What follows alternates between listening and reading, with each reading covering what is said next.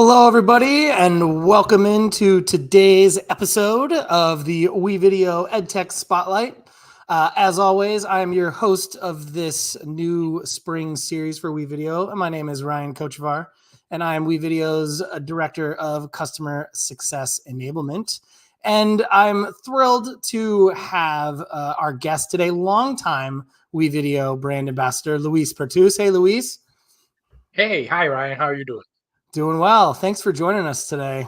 Really excited to talk with you about this topic. Sure, it's been fun. It's been an awesome time, getting acquainted again, and doing the whole blog and everything was so much fun. Yeah, and so that is the topic of the afternoon today with Luis. He's going to be sharing with us content from a recent blog that he wrote for WeVideo that is hosted on the WeVideo website that I will shoot you the link for during this episode so that you can take a look and read through all of that. We're not going to have a chance to talk through all that content today, but it was a fascinating read for me, and it was a really great contribution to the blog library because it deals with, I think, a very timely topic and something that I know is top of mind for many administrators and many educators, and that is teacher PD, so professional development. And Luis wrote a really fascinating piece on helping save teachers time through the use of the medium of video in supplementing and or allowing access to PD through the medium of video. So as we get through the conversation, if you have any thoughts or comments of your own, please drop those into our chat if you're joining us live. So we always want to hear, our viewers' opinions, our viewers' sort of takes on the content we're sharing. Do you agree? Do you disagree? Do you have a different perspective? All and everything is welcome today. So Luis, just to kick us off, what sort of as I said at the top of the show, you're a long time WeVideo brand ambassador. So what's your WeVideo journey been like since you joined or discovered the product? Well, I was before I got into WeVideo, I've been involved with the Google Educator program. So I also did I did level up. I leveled up there, so I got level 1 and then level 2, and then I became a trainer. And I quickly, eventually, got accepted into the Innovator Academy. And then, as part of the whole Innovator spiel, we had access to WeVideo as a demo, just to mess around.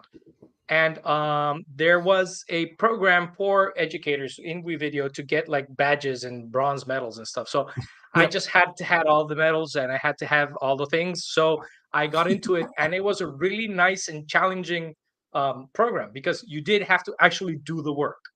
Yeah. I'm not going to talk ill about anybody else, but there are people who just, all you have to do is like do a multiple choice test and you get in, and that's it. No, this was rough. I mean, you actually had to do the work and show that you knew how to use the tool. And Great. I thought it was awesome. And it's been a tool that I've loved to use, especially since like I work on my school issued Chromebook. So it'll run on anything. And just having the peace of mind that I don't need like a hardcore Intel or M something, I don't need particular processors because you guys do all the work. And just having a browser that lets me get there brings me peace of mind. Yeah, we do And all the then I work. started using it in school. Yeah. And I convinced my school. You guys were generous enough to give me like a pilot, and then we got on board for a while, and we were able to use it in class with students. And this was way before we had like cooperative editing, which today would have been crazy. But we did do lots of stuff and access to all the assets and everything. It's been crazy. And like my kids really enjoyed it. Unfortunately, the higher ups decided not to renew because there were other monetary concerns.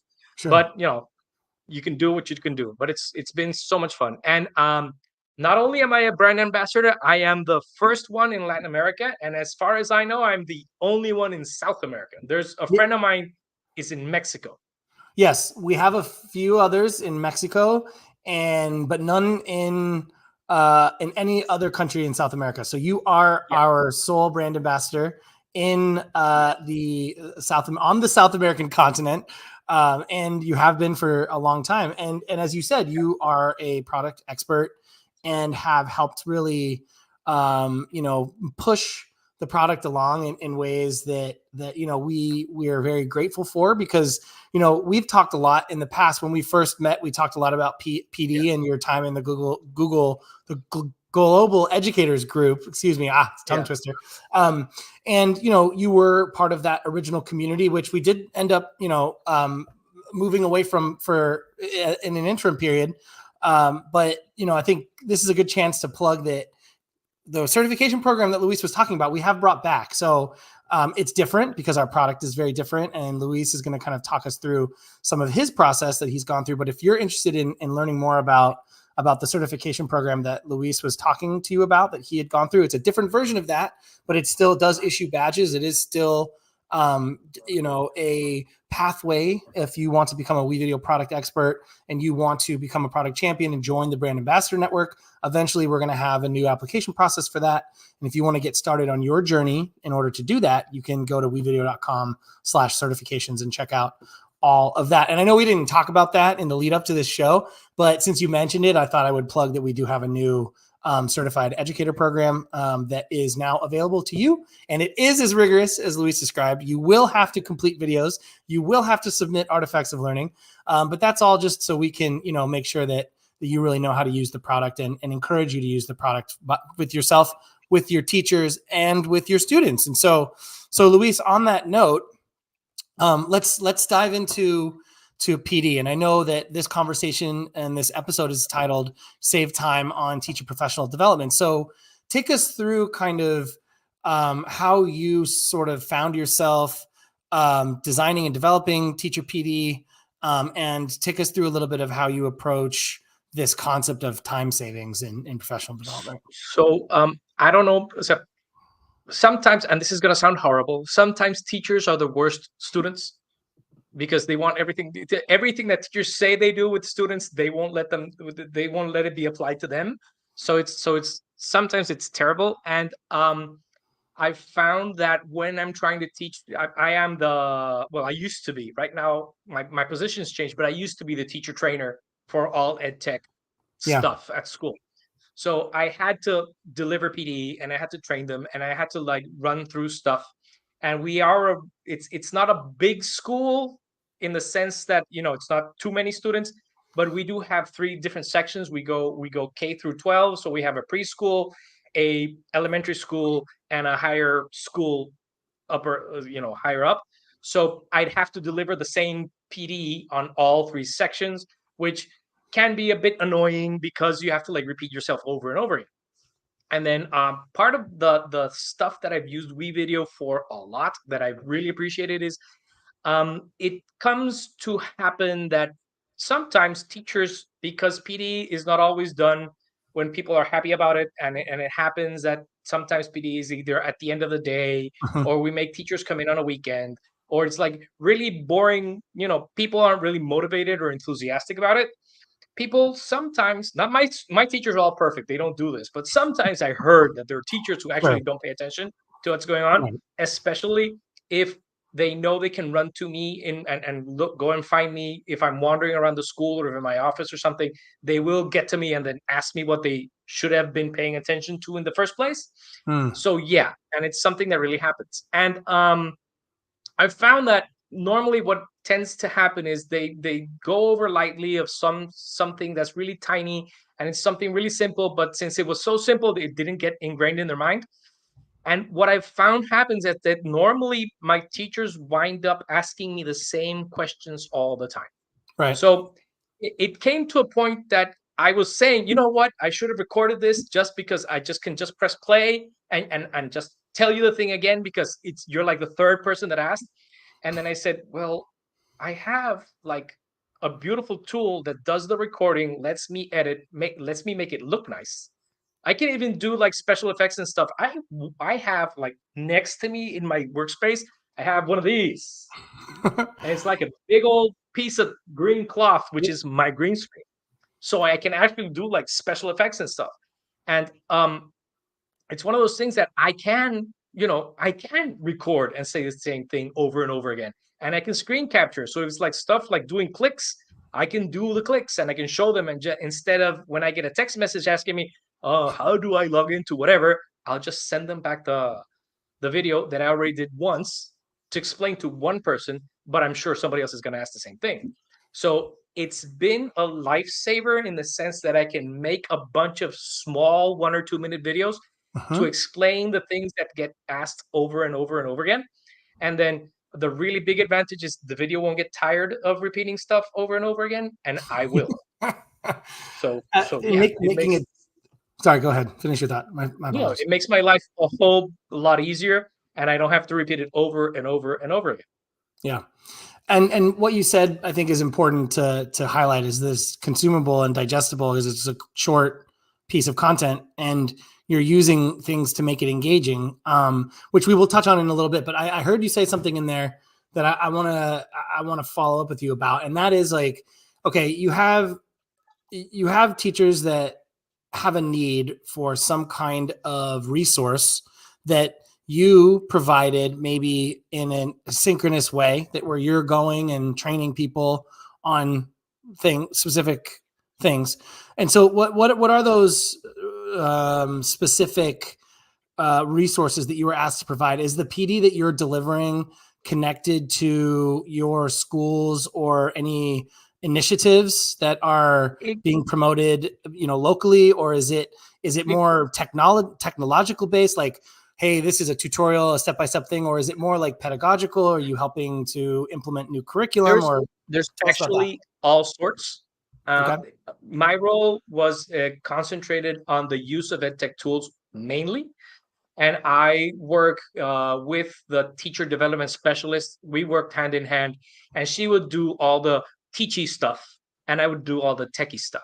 Okay. And then we generally agree on like a subject matter on what she was. If she was working on classroom management or classroom behavior or whatever, and she wanted to present a tool, because there are tools that help you guys out with that sort of thing. I would do like the explaining of the tool, and she would incorporate the tool into everyday life. There's also lots of onboarding with when we had new teachers and we had to onboard them. We do have to like explain. We're a Google Workspace school, so I love to be able to teach people all the whole Google Workspace stuff with them. So we'd onboard them if they'd never used it before. Explain the nuances of Drive and Docs and all of that. We do have our home rolled student grading system. It's something that's developed in house, so there has to be PD on that, and then that's also it's something you have to do.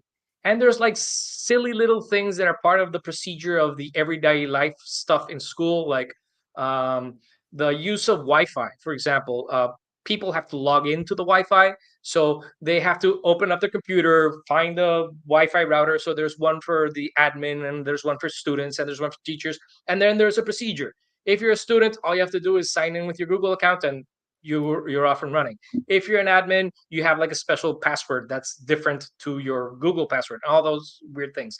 So, and the way the network's set up, every 90 days it kicks you off and you have to sign in again. So every 90 days I'd have to go explain everything all over to everyone. So what I did is I made a 1.5-minute video and just threw it at them. Like I have a calendar appointment set up and said every 90 days roughly. So I'll send it out to the WhatsApp. We don't text here, we use WhatsApp. So I sent it up to the WhatsApp groups. I said, look, this is the video to get connected to your Wi-Fi, because it's gonna start bugging you and you're gonna be annoyed. So yeah. So it's preemptive PD. Okay, preemptive PD training on sort of the technology that you're hoping to integrate into the classroom. So talk to me a little bit about the experiences with Google. Is that so, right? Like it sounds like you're helping technically implement these tools, but how do you see like Google tools being used in the classroom that are supported by sort of the resources that you're providing, or is there connections to like, okay, you've got Google, you've brought it into your school. Is your school part of kind of like a local or district or county initiative to No, bring Google Workspace for Education into your context? no, we've had Google Workspace for Educations back since it was called Google Apps for Education. That's Okay. a while ago. Yeah, it's a And long then time ago. the best thing about Google Apps for Education is if you're just a Google school and you want to get started, it's free for schools. So you can Right. get your domain set up and you can get everything up and running, and you can be a school with Gmail for everyone and Google Docs and everything else. There's like the basic standard, what is it called? The workspace fundamentals. Yeah. For schools, it's free. So as long as you're a school, you can get it up and running. And schools, best price ever is free, and they love it. So we were a school that worked with the other product that works from up there, like in Seattle, and then they decided the free was a lot better than paying for Yeah. the other product. Sure. So Yeah. so we switched over, Okay. and in the process of switching over is when I started getting certified, because there's a certification for trainers. So if I had to train my teachers anyway, and I had to deliver PD every so often, well, Right. I might as well just get a badge. Yeah, and on the Google products is what you're saying. You were a And on Google the Google trainer, product, so at your school site, is it in your school? Is it one building? Is it a cluster of buildings? What is it? Is no, it a it's well, right now we have two locations. We have one that's inside the city, which is the preschool, and when we have one that's out in the suburbs, which is everything else. okay? And it's one big school. It's just that the little kids stay within town and everybody else is outside. Yeah, And we use the whole suite for everything. So all the assignments and everything go through Google Classroom, which is a okay. wonderful product. Yeah, And kids deliver their deliverables. It's either docs or slides or sheets, and we work with all that. And then we also integrate other tools from out there that everybody uses. right. So yeah. And as we get access to different sorts of tools and different sorts of necessities from our teachers, we try and integrate those. And if they work well with Google, so much better.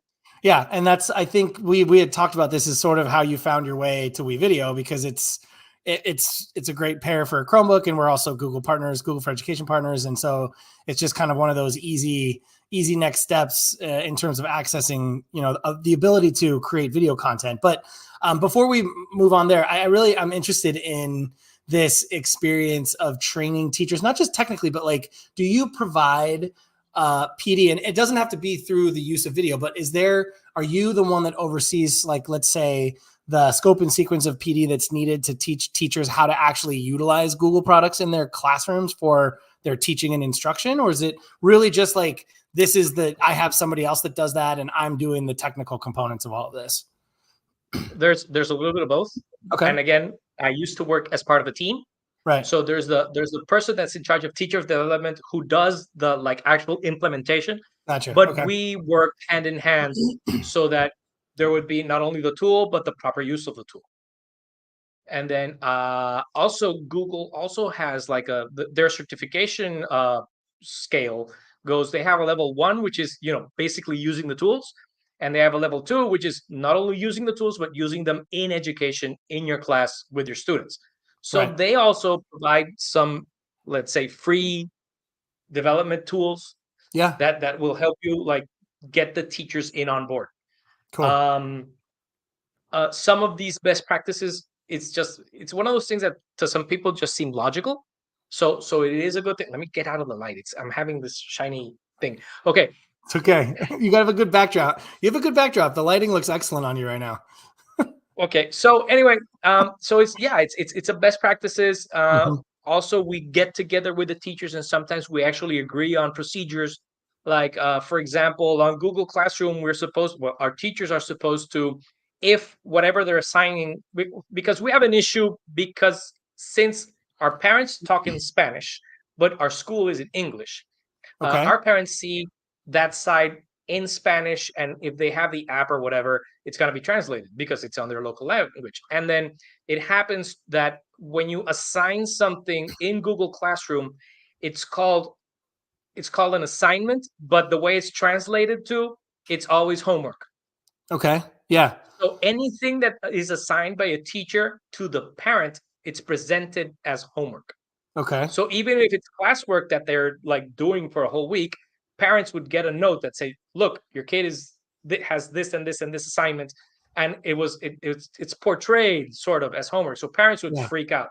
Right. and hence our teachers would get freaked out by the parents. So we'd come up with arrangements to, like, if it's going to be classwork, please, prefix it with a CW so that parents know that it's work in class, so that if it's not done by the date that you've posted, it's a classroom issue, not homework issue.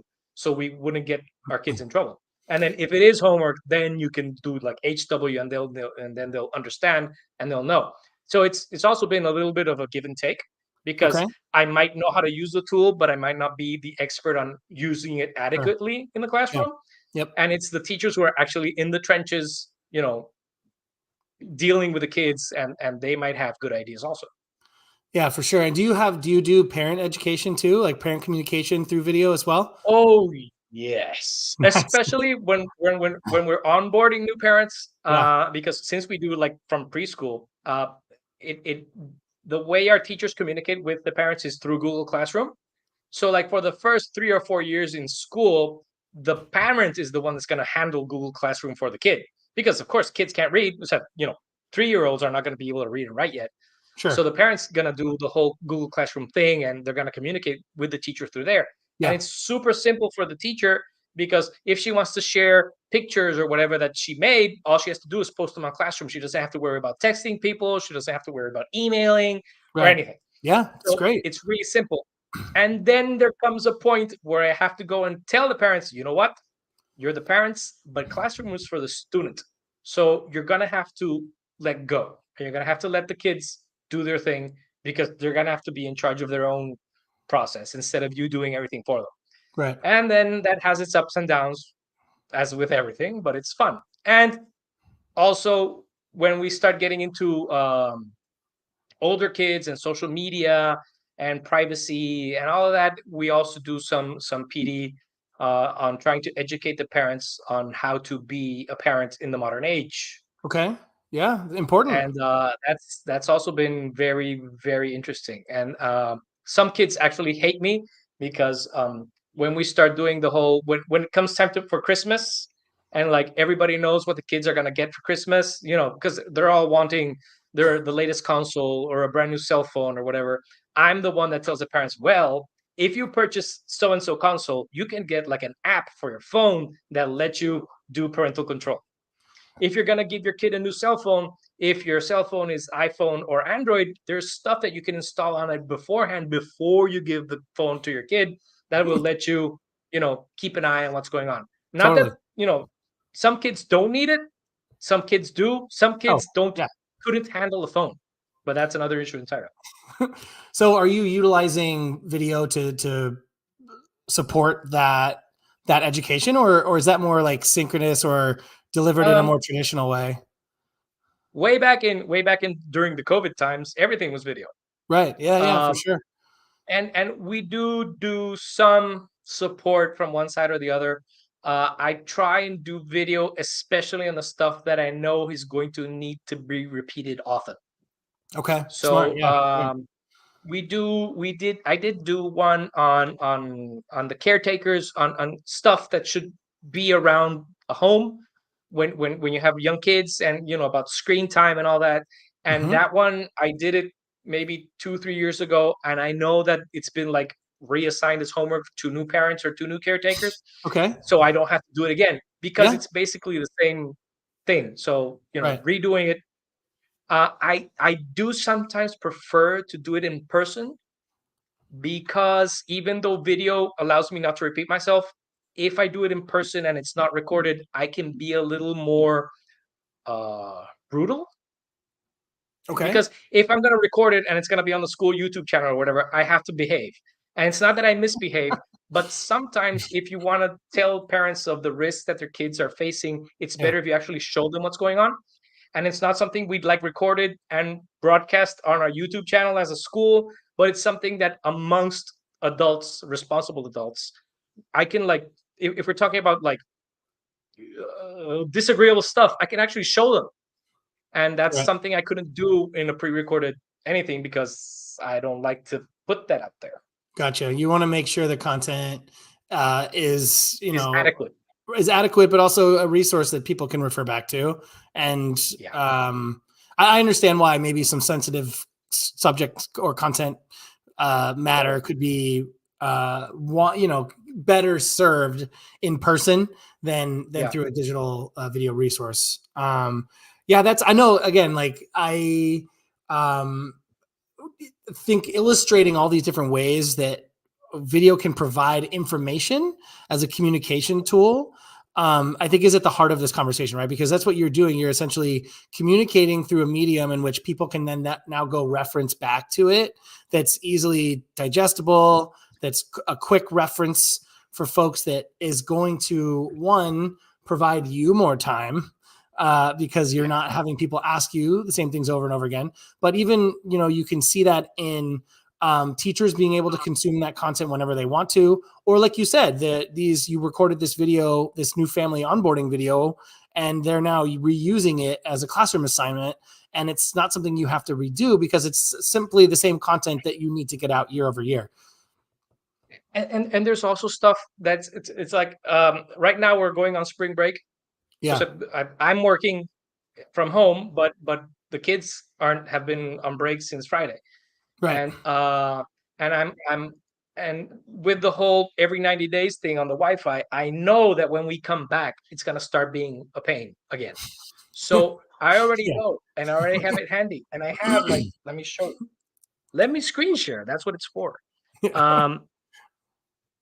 I have this already set up to go, just to show.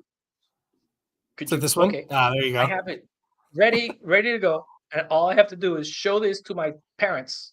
No, just to the kids, because I know the kids are gonna have issues when we come back, and it's gonna be simple. It's hello everyone, welcome back to school. 42 seconds. This is a reminder in case you cannot get logged into the school Wi-Fi. Please remember to log into the student Wi-Fi hotspot and log in using the password you see below. After you log in, and then if they change the you just password, gave away all your I have password. to do is go. If they change the password, then they have to log in anyway. If they change the password for that, I already have it on WeVideo, so all I have to do is go back, erase, and change it for the new one, and just republish. You re-edit and republish the video, right? Yeah, exactly. And it's just export again, and it'll be done in 5 minutes. So yeah, it's super simple, and it's one of those things that it would annoy me to no end if parents ask, if like the teachers call me up and, oh, the kids can't connect to the Wi-Fi, could you please come over and explain? No, dude, show them the video. Yeah, that's a fantastic resource. And I know it seems like it's like but this is a headache that people deal with, and so you're reducing headaches. Right. It's super silly, and teachers should know better. Right. But hey, but look, it's saving me walking to all 3 buildings. Well, not 3. Preschoolers don't do that. But it saves me from walking to both buildings and like walking through each different classroom, and I'll never be finished. When I finish one building, it's the 90 days are already over if I do it class by class. So no, it's gonna be silly. If I just show them the video, it's done in like a second. But what you're also doing too is, like, if teachers are relying on a good internet connection to deliver their instruction, then you're providing a quick method for them to get over the barrier. And like we live in a technologically facing society. It's integrated in everything now. You're involved in ed tech. I'm in it every day, right? So you have to have that connection to do this work. And if you can't have it, or if your time is being lost because you're waiting for someone like you to come in and solve it for them, that wastes instructional time. Not only that, it's part of my role. It's not part of my role, but it happens that whenever I'm walking through the school, somebody's going to stop me to ask me something. Always. So if somebody calls me over, it's not going to take me 5 minutes. It's going to take me 10, because somebody's going to stop me on the way over. Right. So this like little quick stuff. Also, people like Google does updates all the time. You guys do updates all the time. You just you're changing the interface. Yes. The new interactivity stuff, and Classic is going away, and some people are freaking out because they're used to Classic and it's dark, and I don't like the white one, and I used to use.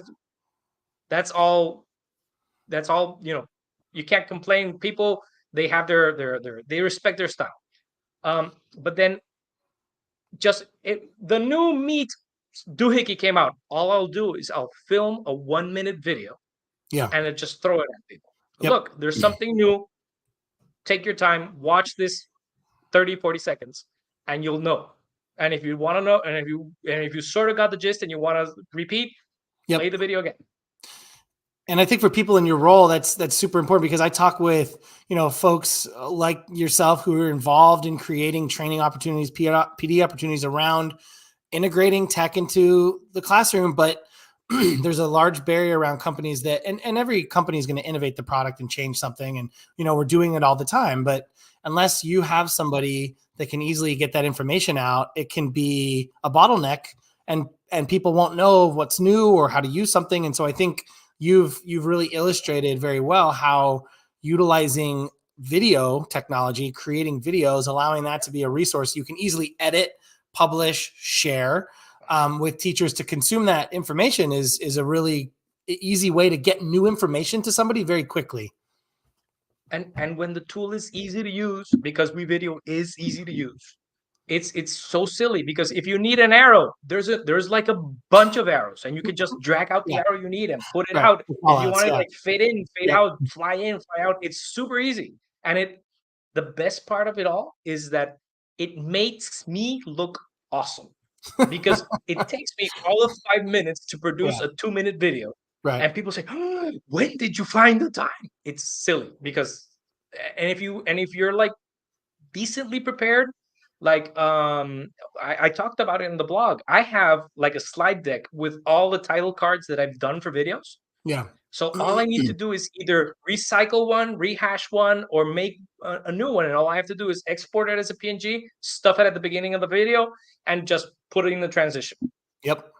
If I wanted to make it look nice, and music always makes stuff look nice, so I'll go into the asset library. I'll look for happy music, and just happy music is it's the best search you can find. And then the one I find the happiest, or the one I find that works with what I'm doing, I'll just stick it in the background, play around with the levels, and make it work. And it's so easy.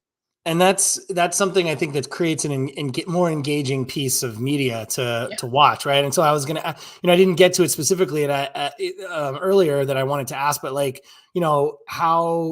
how your process works to make sure the videos are engaging, so that teachers or whomever it is going to actually watch it, and what do you feel like is the way that you help to provide accountability for them to watch this content? Like, is there anything you do to make sure that besides making the videos engaging, how do you know when teachers are actually consuming it? Well, for some teachers, I have to have blind faith in that they're doing what I'm asking them to do. I try to keep the videos engaging because I try to be myself. I'm not trying to be funny. I'm not trying to be engaging. I try to be as outgoing as I can. I'm trying to be using a language that's clear but friendly. Yeah. I don't like to be all serious and stodgy, and like I'd rather have something more dynamic. I know dynamic in video is really hard, but because it's one-sided. I try to keep the video as short as I can, because if it's too long, they'll just see the timestamp and they won't see it because it's too long. Yeah. Right. If I try to hit, tops 2 minutes, 2 and something. If it's longer than that, I'll either try to chunk it up into different blocks, or I'll try to do it in person, because it's then.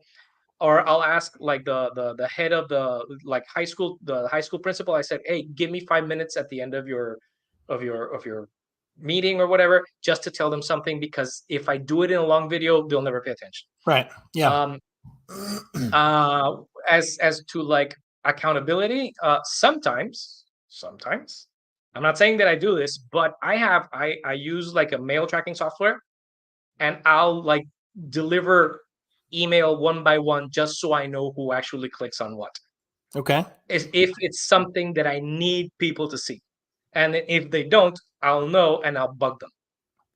And it's a little bit 1984-ish, but for certain things, it's a must, because I need people to like sometimes you need to get stuff out, and oh my God, son, I'll be right back.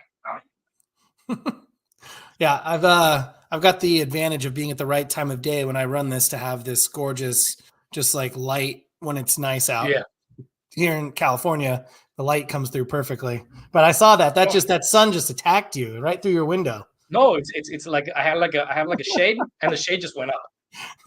Okay, yeah. So, but I understand that it's we need to provide these opportunities, but you also need to make sure that you have an interest in that you've purchased and invested in tools that teachers should be utilizing in their classrooms and in instruction, and it's part of what your school's invested in, and so there is always going to be some degree of accountability. Sure. So are there any though? So with that though comes like the incentives. If I know in here in the US, when we have mandatory PD days, and then a lot of districts don't get to include training on tech tools or training on new innovative instructional pedagogy, that they have to offer optional PD, and often it's not as well attended because teachers don't have to come.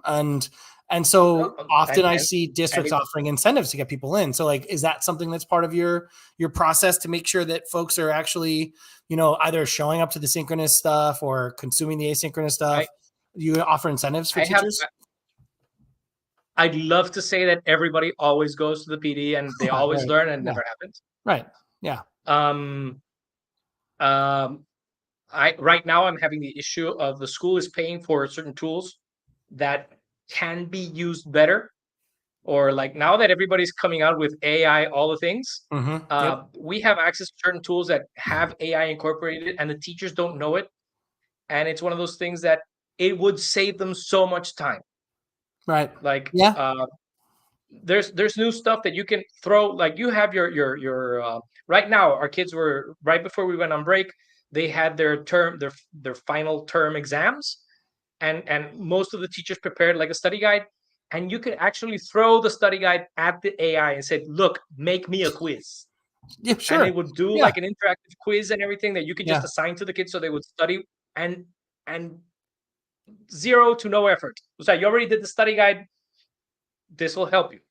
That sort of thing. And I want the teachers to use the tools we're paying for. Yep. Even if it is a tool that I don't like.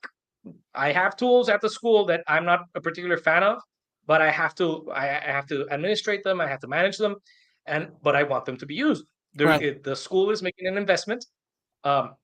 We need to make our money's worth. Sure, absolutely. And that's a very real thing for everybody. And I'm a parent at the school, so I know what my kids are missing out on in that case. Sure. Yeah. So yeah, it's one of those things that I'd love it if we could. I'm also having the issue that I have to deliver PD to the administrative staff, but there's never time. Yeah. And then I get the complaint all the time, but people don't know how to use it. You're not giving me time to show them. Because if I had the time, then we'd complain about something else. But you can't tell me that people don't know how to, I don't know, share something if I've never had the time to like explain the whole sharing concept. Right. Yeah. And so one of the ways I know you've talked about enabling that is creating these video tutorials, these playlists that you have built on YouTube and that sort of thing. And it's silly little things. We actually helped you guys. The Global GEG group helped create an onboarding set of videos for WeVideo back when, in the before times. That's in the before times. Yes, right. Well, yeah, when it was classic, when classic was the new thing. Right. Yeah. But I've grown amazed. Like I had second graders doing book reviews with WeVideo. Yeah. Not filming anything, using all the assets that were in the library. Yep. It was insane. Yeah. And so take me through your process. Now we talked specifically about the product itself, right? We've kind of set the stage of the purpose and the, how you're utilizing video to provide these sort of time-saving methods for yourself and for teachers. But what's the process look like? Like, how do you approach? And I know you shared a little bit about you're building slides where you have your titles and a lot of your material and your content that you're supplementing with the asset library. But what is your plan? How do you get in there and how do you create a final product? Well, basically, it's a need-driven process. Okay. Because normally I'll have something in mind first, but what usually tends to happen is I suffer of something that's very there's a term here, there's a saying here, and I don't know if it translates well, but it's you're not a prophet in your own country. Okay. And it's if I do PD, people won't pay attention because since I work at the school, they know they can come bug me later. Right. Like you mentioned earlier. Yeah. Yeah. But if I'm invited to deliver PD somewhere else, since I'm a rare commodity and not there for them, they'll pay attention. So I like doing those professional development days because I know people are paying attention. Yeah. And it's not that I don't like doing it at work, but it's a different, it's completely different because people won't pay attention. Not my teachers, but I've heard there are teachers that don't pay totally. attention. Yeah. Yep. And then they'll come running to my office and say, "Oh, you were explaining how to order stuff alphabetically. How is it that you did that?" I said, "Look, okay. So what tends to happen normally is that I've delivered PD on a thing, and then I'm gonna get one teacher come up and ask me about something in particular. Yeah. And then I'll explain it to that teacher. And then somebody else is gonna ask me the same thing. And by the second or third time that I'm asked the same thing, it's easier if I do a video and I have it on hand. Yep. So it's I'll just literally I'll fire up WeVideo, I'll start screen recording, and then if I feel fancy, I'll find some place to hang a green screen, or some of our hallways are painted in like very striking colors, so I can go and sit myself in front of one of those, and I'll use that as a green screen. Nice. And then I'll just go and normally I like to say to people, I have to plan it, but I'll wing it, and then I'll have to redo it. But at least to get stuff down in a certain order. Right. So I'll do screen recording. I'll be talking to the camera like I'm talking to you, and I'll do the thing, and I'll first enable custom cursor on Chrome, just so that the cursor is bigger and it's easier to see. And then I'll start doing everything, the process, to explain to the teacher what they should have been paying attention about. Yep. And then I'll look at it in WeVideo. I'll cut out all the ums and the ers, which there tend to be a lot of. Yeah. And then I'll go to my slide deck, which I think I have the slide. I have the slide deck in here somewhere. I'll make the title card. I'll stick everything into WeVideo, and then I'll play with the green screen, and I'll try and make it something that's fun to watch. Okay. So, it's not a sample of that thing in particular, but I think I have it muted. It's the second video we have down here. So I can talk through it. Okay. Yeah. So look, that's me. That's green screen. Like I film myself in front of a nothing, in front of a green wall or a blue wall. I don't remember. And then I just started narrating what I was doing. And this is something that I did on how you use Google Forms and Sheets and an extension that I love called Autocrat, so that you can have like feedback between students or teachers or whatever. Yeah, cool. And then the video, it looks a whole much better if I'm inside the video than if I'm like a little box on the screen. Right. I don't know. It's nothing against boxes on screens. Like I love, like if it's something like super quick, sure, I'll use some other tool and I'll record it, and it's gonna be a little circle inside the screen.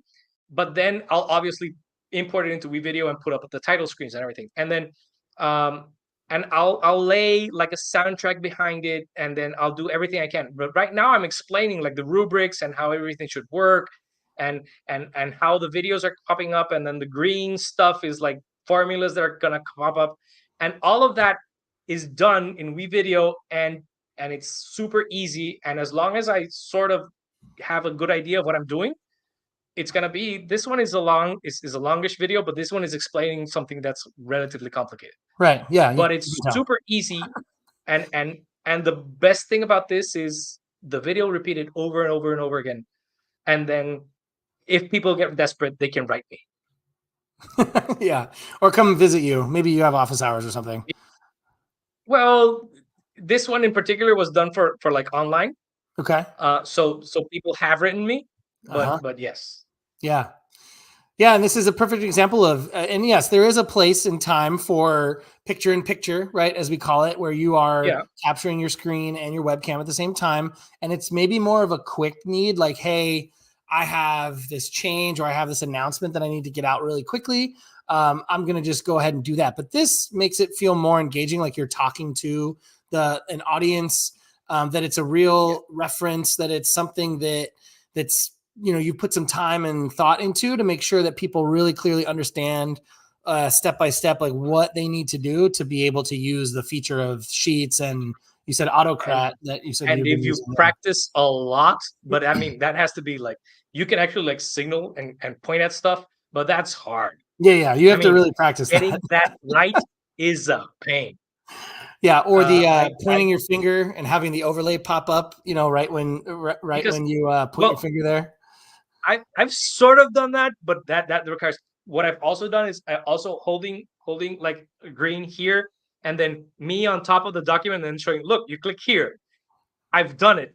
It's hard. It's advanced. It's super hard. Yeah, so again, like, it doesn't have to be super advanced. Like, when you get to the level that you're at in terms of your skills as an editor, like, you can up the level, so to speak, of the editing process, but it doesn't have to be that way. And if you want it to be fun, you can make it fun. You can like import GIFs or GIFs, whatever your preference is. And then you can just like pepper them on because all you have to do is import it into the assets library and just stick it when you want it. So you can like say, look, and then it'll appear because you'll make it appear. So that too, that's another thing that people sometimes forget about, that sort of thing.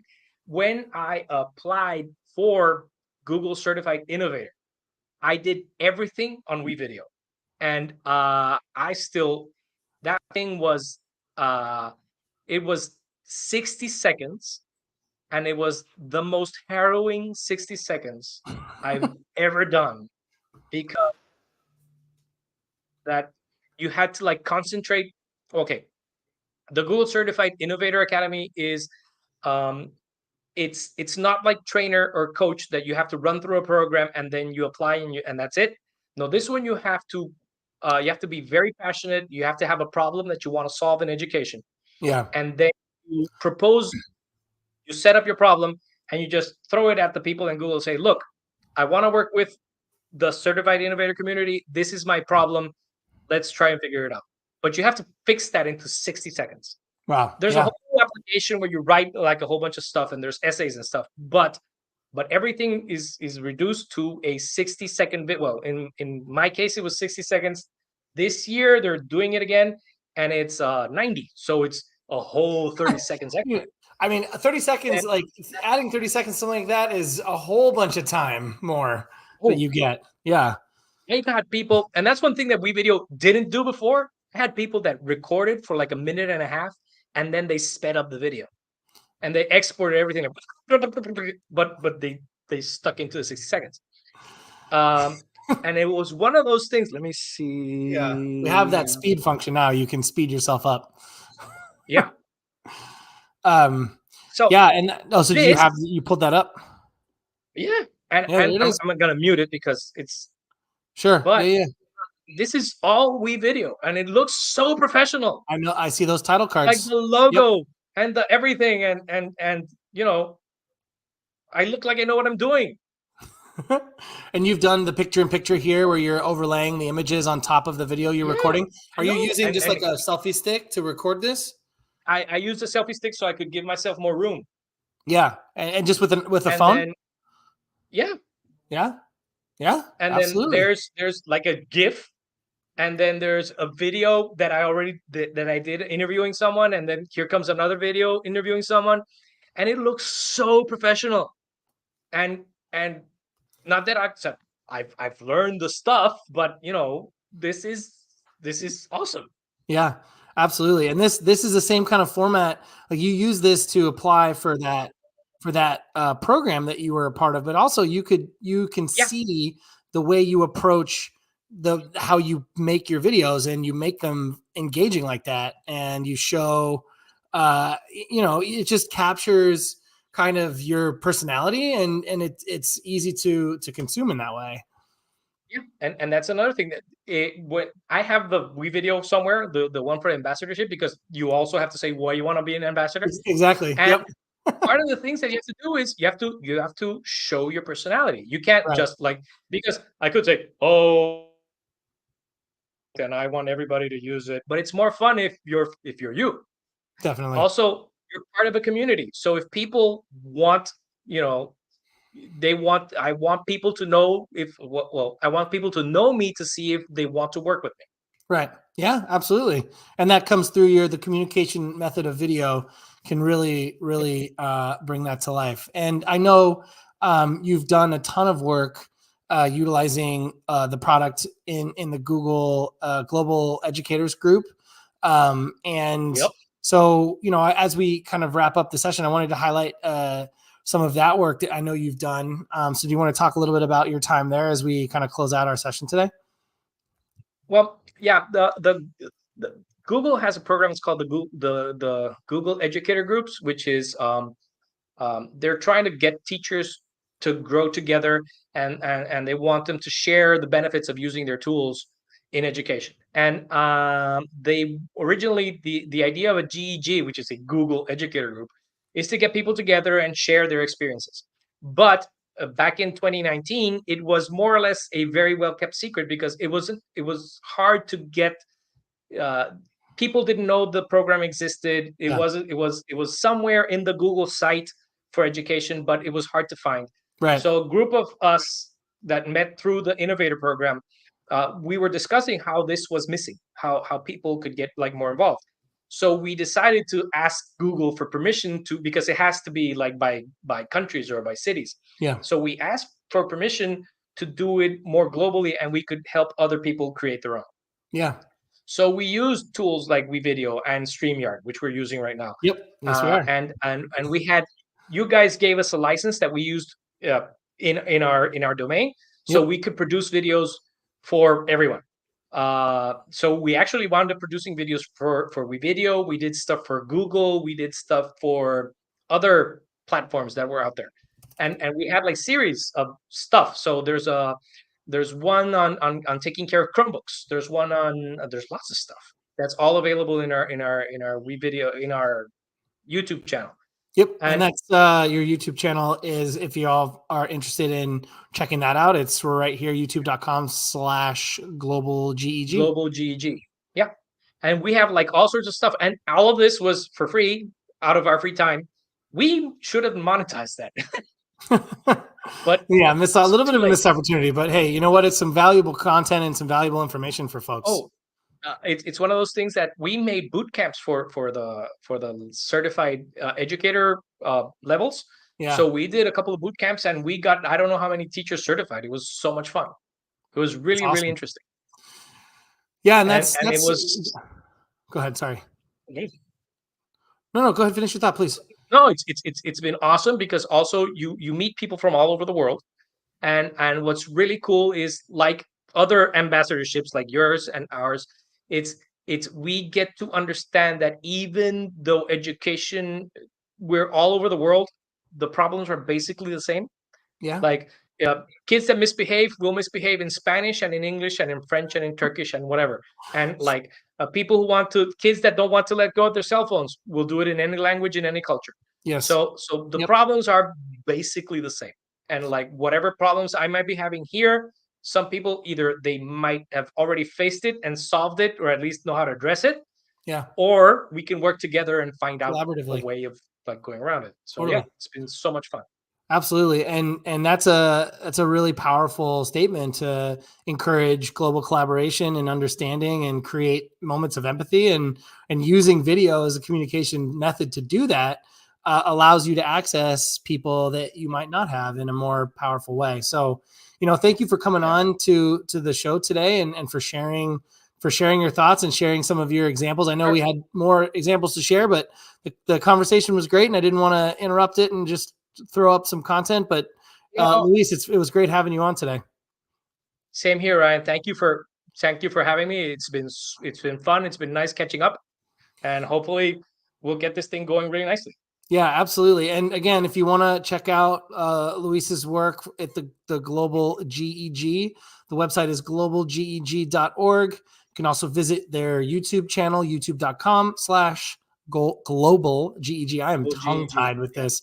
And follow Luis on X or Twitter. Here's his handle here on the screen. At Pertuz Luis Fur. Yeah. Luis Fur. I refuse to call it X.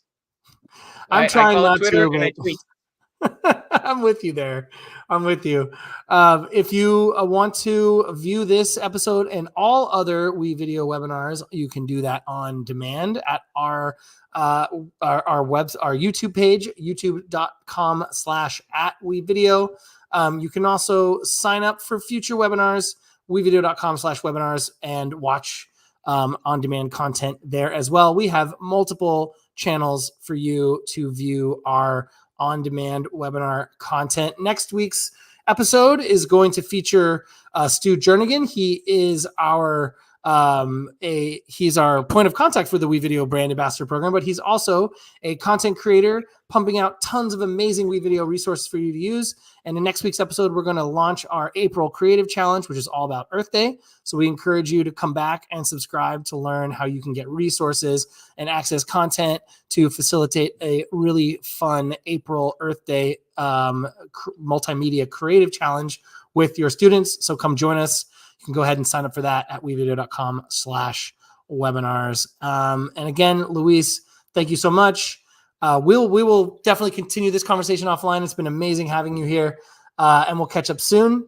To everyone else, thank you so much today for viewing us either here with us live today or as you view us on demand. We'll see you next week. But until then, happy creating. Bye now. Bye.